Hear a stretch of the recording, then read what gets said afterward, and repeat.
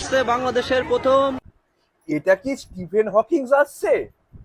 কয়ারহাট যুক্ত মিসাইল। না, আমি কি ঠিক দেখছি?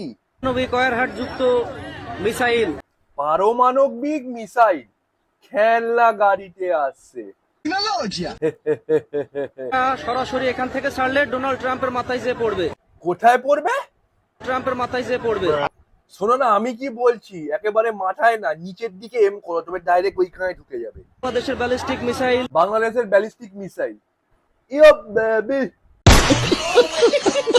তা বলছি যে মিসাইলটা কোথা থেকে লঞ্চ করবে? তো গাড়ি থেকে হয়ে যাবে তো? এবার এই মিসাইল যদি আমরা এখান থেকে ছাড়ি কোথায় যে পড়তে পারে? মানে আপনি পৃথিবীর যে প্রান্ত থেকে ছাড়েন না কেন, তা তুমি মিসাইলটা যেখান থেকে ছাড়ো না কেন, মিসাইলটা ডাইরেক্ট উপরে উঠবে, তারপর নিচে এসে তোমার গুহায় ঢুকে যাবে।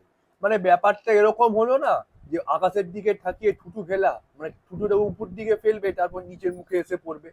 এটা কি কি দেয়া আছে এর ভিতরে?